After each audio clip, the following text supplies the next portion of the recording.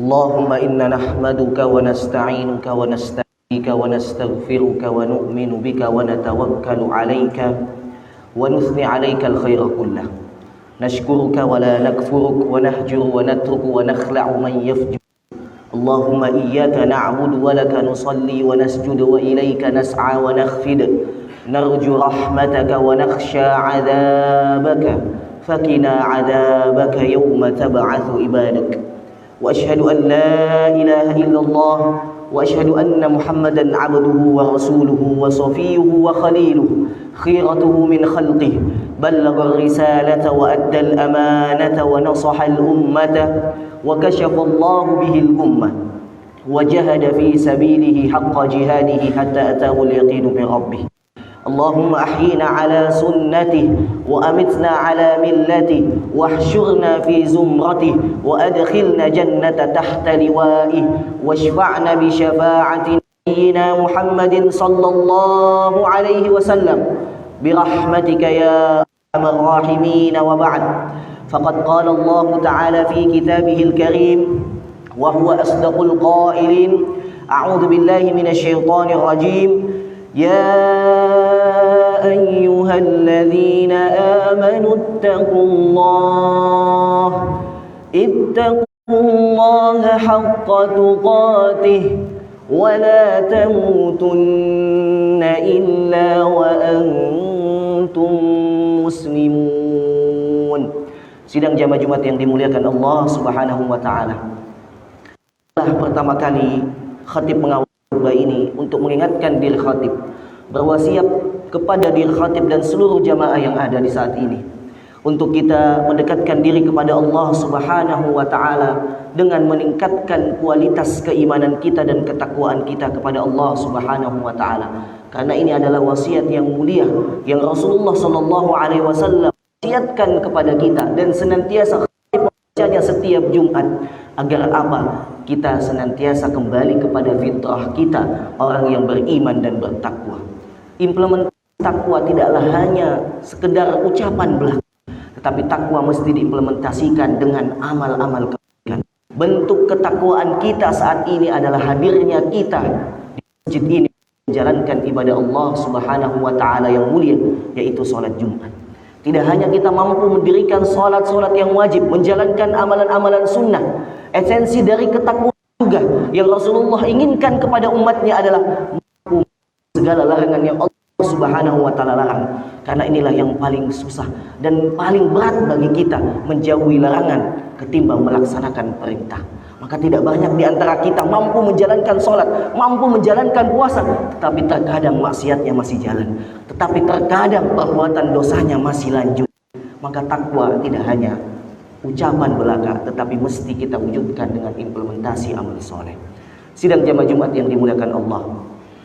Yang kedua, saya ingin mengingatkan kepada jamaah semua, khususnya khatib juga, bahwasanya alhamdulillah atas nikmat Allah, karunia Allah, atas kemuliaan Allah, Allah sampaikan kita di bulan Sya'ban yang adalah bentuk doa kita dulu, doa para ulama terdahulu, orang soleh terdahulu. Sebelumnya bulan suci Ramadan, 6 bulan sebelum masuknya bulan suci Ramadan, mereka berdoa, Allahumma barik lana fi Rajab wa Sya'ban wa ballighna Ramadan. Allah sudah mendengarkan doa kita. Kita berdoa, ya Allah, berkahilah kami di bulan Rajab dan Sya'ban dan sampaikanlah kami di bulan Ramadan. Alhamdulillah, izin Allah kita diijabah. Kita sudah sampai di bulan Sya'ban, yang dimana bulan ini adalah bulan mulia. Allah Subhanahu wa taala berfirman, "Inna 'iddatasy syuhuri 'indallahi 12 syahran fi kitabillah, yauma khalaqas samawati wal arda minha arba'atun hurum." Sesungguhnya Allah Subhanahu wa taala menciptakan 12 bulan. Di antaranya ada 4 bulan yang mulia. Salah satunya adalah bulan Sya'ban. Makanya Rasulullah sallallahu alaihi wasallam di dalam hadis yang dari Aisyah radhiyallahu anha, di dalam kitab Bukhari wa Muslim, dan juga Muslim ini dituliskan hadis yang mulia ini. Aisyah mengatakan, saya tidak pernah melihat Rasulullah sallallahu alaihi wasallam berpuasa lebih banyak bulan Sya'ban. Kita bisa mencontoh bagaimana baginda Nabi Muhammad sallallahu alaihi wasallam memperbanyak amalan di bulan Sya'ban. Kenapa? Karena Rasulullah bulan Sya'ban ini banyak di antara umatnya melupakannya karena dia di antara bulan Rajab dan Ramadan.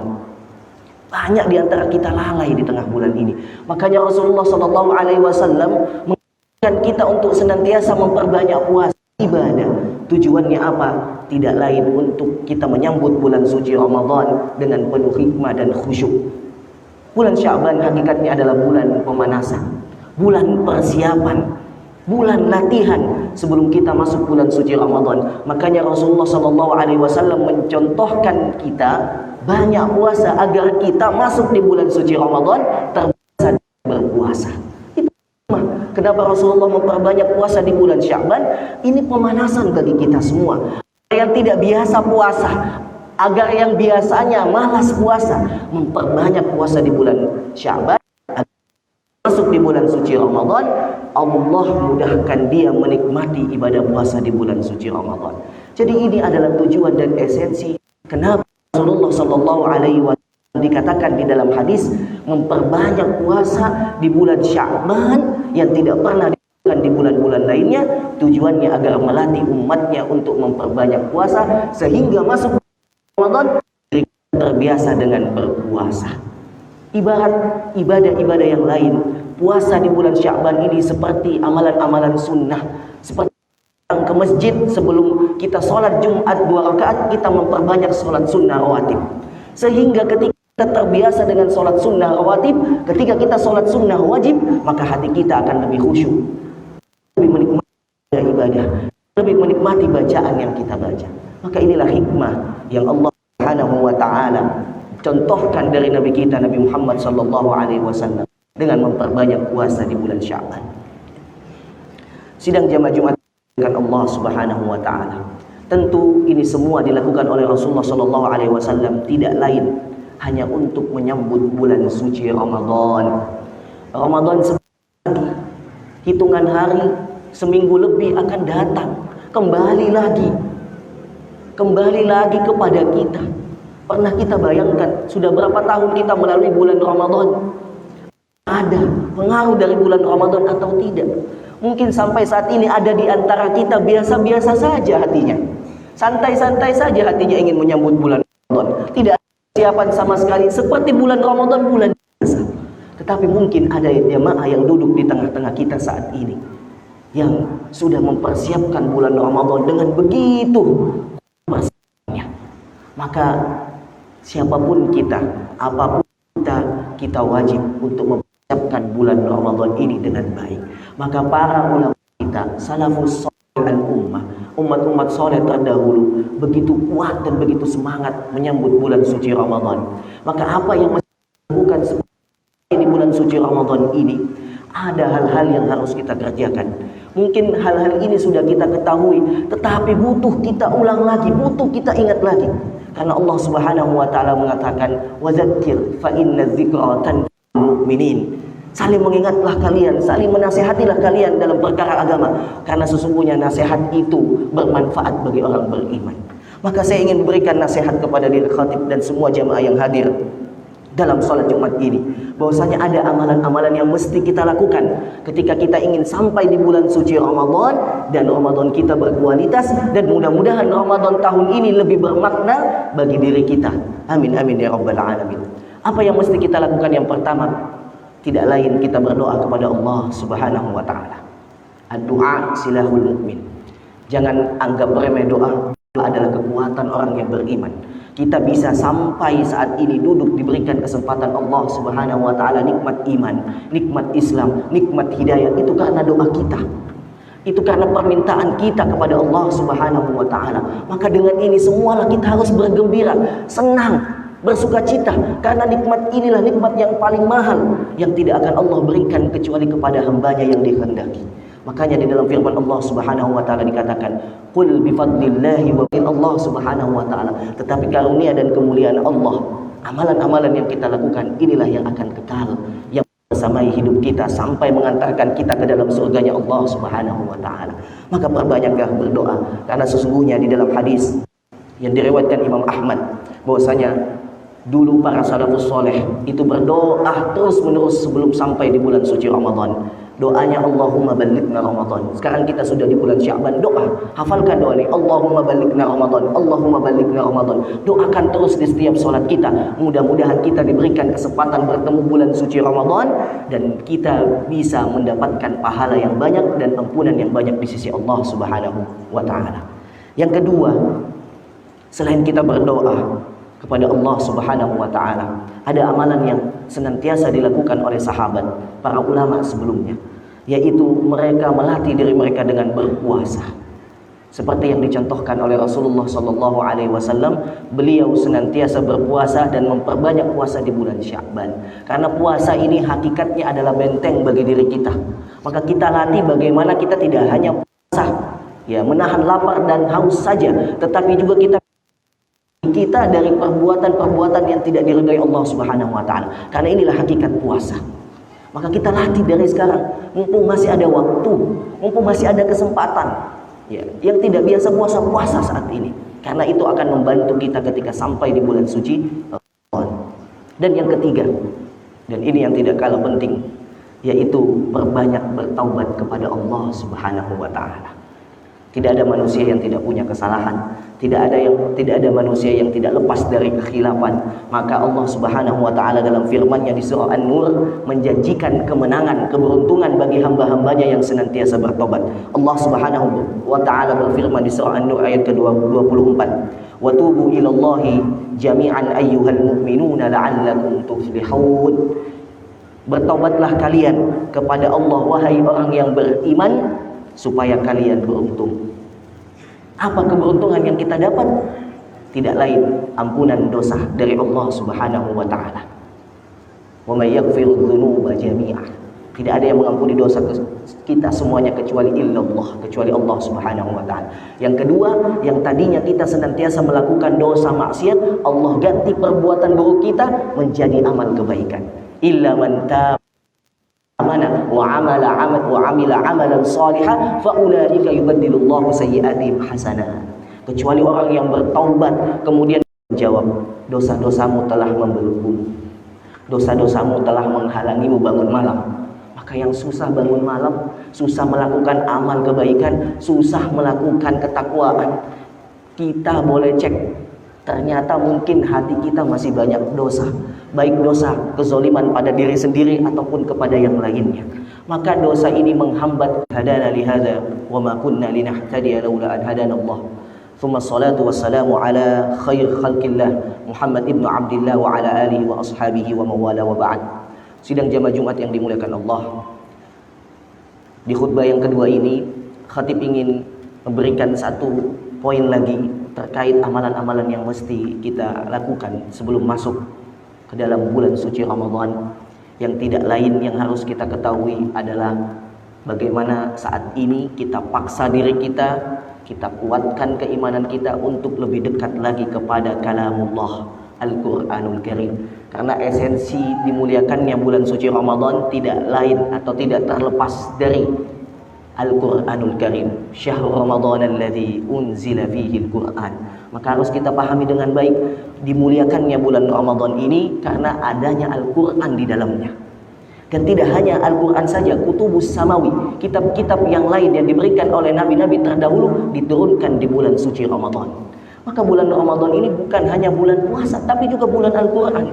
Maka tidak hanya kita isi dengan makanan-makanan, tidak kita isi dengan minuman-minuman yang banyak, tetapi kita isi dengan bacaan Al-Quran, mendekatkan diri kita kepada Al-Quran.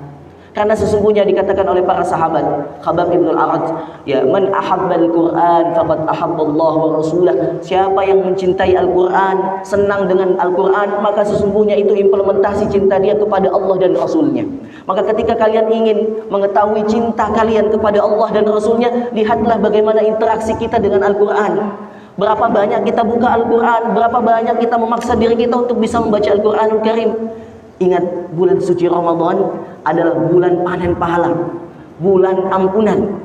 Kalau saja di luar bulan suci Ramadan dikatakan di dalam hadis, man qara harfan min kitabillah falahu hasanah wal hasanatu bi asyri amsalha la aqulu alif lam mim harfun walakin alifun harfun wa lamun harfun wa mimun harfun. Dikatakan di dalam hadis, siapa yang membaca satu huruf dalam Al-Qur'an maka baginya satu pahala, dan satu pahala dilipat gandakan 10 kebaikan.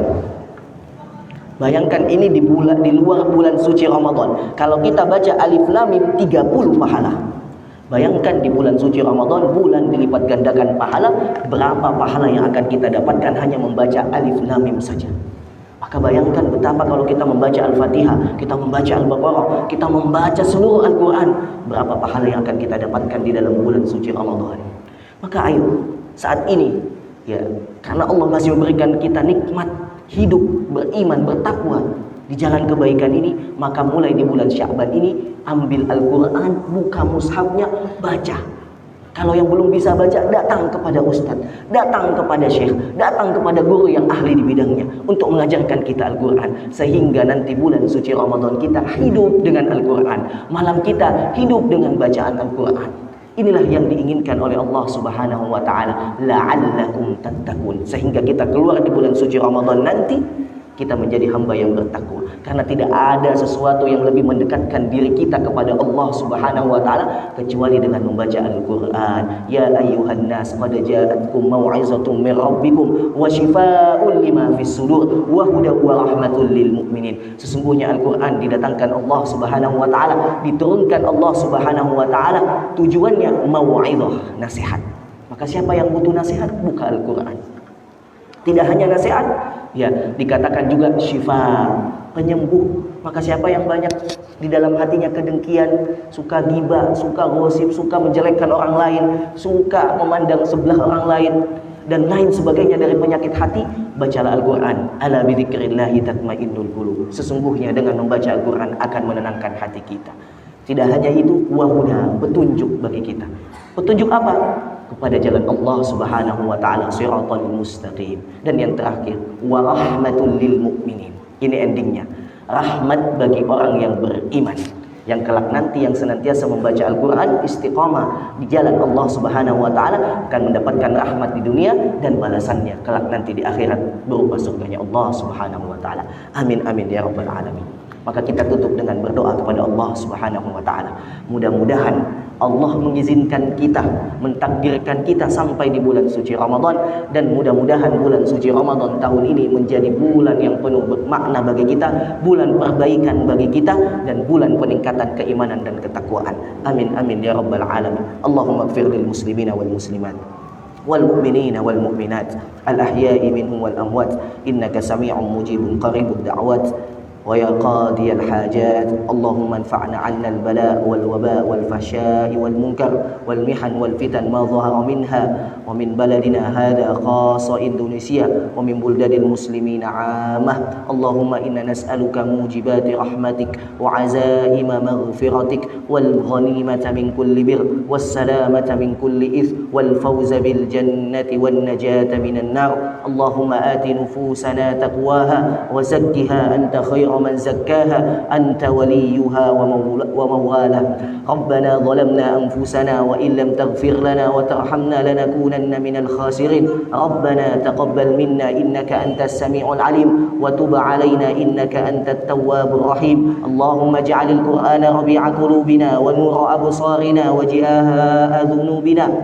ذنوبنا وارزقنا تلاوته آناء الليل وأطراف النهار يا ذا الجلال والإكرام ربنا آتنا في الدنيا حسنة وفي الآخرة حسنة وقنا عذاب النار دعواهم فيها سبحانك اللهم وتحيتهم فيها سلام وآخر دعواهم أن الحمد لله رب العالمين أقم الصلاة